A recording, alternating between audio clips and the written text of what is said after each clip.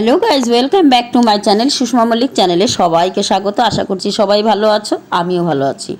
তো আজকে সকাল সকাল দেখো চা করেছি আর হচ্ছে গিয়ে দই রুটি। আমার হাজব্যান্ড দই রুটি ও রাতেও খায় সকালেও খায়, আর টক দই দিয়ে রুটি, যাই হোক ওর কাছে খুব ভালো লাগে। আমরাও মাঝে সাঝে টক দই দিয়ে রুটি রাতেবেলা খেয়ে নিই।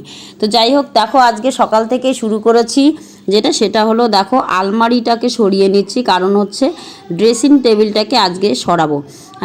দেখো না, যখন মানুষের দুঃসময় যায়, মানে সময় খারাপ যায়, তখন যদি কেউ কোনো কথা একটা বলে না, তাহলে কিন্তু খুব সেটাকে না মাইন্ডে লাগে। তো কেউ একজন আমাকে এসে বলছে যে সে যদি ভিডিওটা দেখো তাকে অসংখ্য ধন্যবাদ দেবো আগেই। সে আমাকে বলছিল যে তোমার ড্রেসিং টেবিলটা যে রেখেছো না, এটাতে তোমার রাহু ধরে আছে, তোমাকে এই রাহু তো কাটবেই না।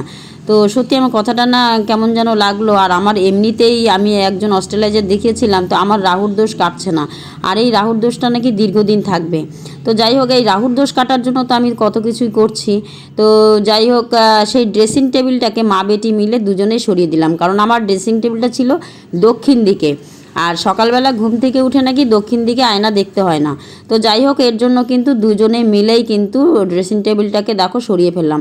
আলমারিটা দেখছো না, আলমারিটা পুরনো যুগের আলমারি কিনেছিলাম, কিন্তু প্রচণ্ড ভারী। আলমারিটা দেখতে ভালো লাগে না, কালারটা চটে গেছে, কিন্তু আলমারিটা খুব ভালো, আমার লাইফ টাইম কেটে যাবে এরকম। যাই হোক, ড্রেসিং টেবিলটাকে দুজনে মিলে সরালাম, আর সেট করতে জানো অনেকটাই টাইম লাগে, তাই মা বেটি দুজনেই মিলে সেট করলাম। আর যেগুলো ড্রেসিং টেবিল যা নোংরা টোংরা ছিল সেগুলো ঝেড়ে মুছে পরিষ্কার করে নিলাম।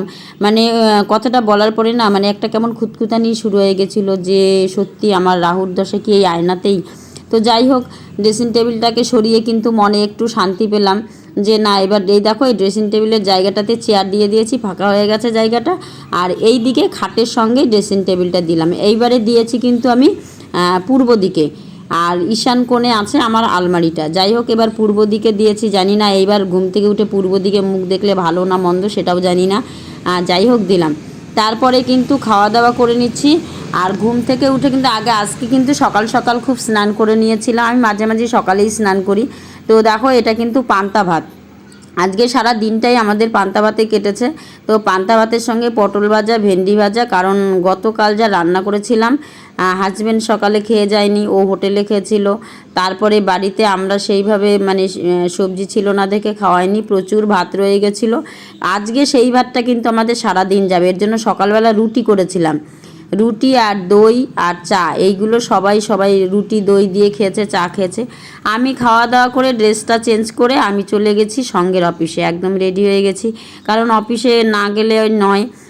কারণ অফিসে অনেকটা কাজ পড়ে আছে, আর দিদিরা বারবার ফোন করছে তাড়াতাড়ি আয়।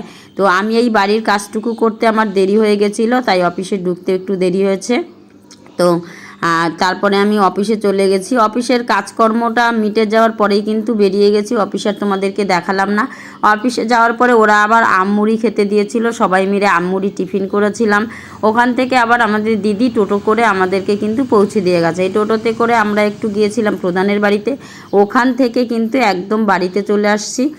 যাই হোক, আজকে বাড়িতে একদম একটু দেরি হয়েছিল দেখে দিদি বললো ওদেরকে পৌঁছে দাও, তো এর জন্য বাড়িতেই চলে আসছি। আর আসার পরে দেখো এটা কিন্তু রাত বলতে সন্ধ্যার পরের ভিডিও। হাজব্যান্ডকে ফোন করলাম যে বাড়িতে কেউ কিন্তু খাওয়া দাওয়া তেমন করেনি, পান্তা ভাতই খেয়েছি সারাদিন।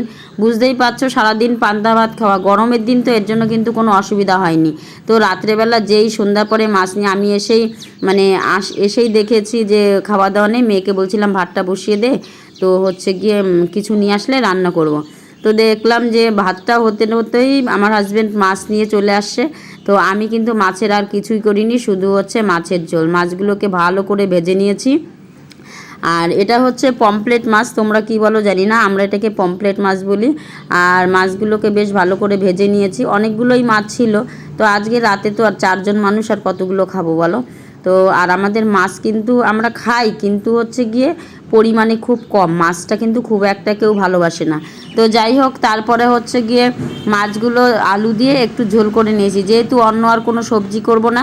তো আমার হাজব্যান্ড আবার কি করেছে, দোকানে চলে গেছে, ও একটু আচার নিয়ে এসছে, যে আচার দিয়ে মাছের ঝোল দিয়ে ভাত খাবে।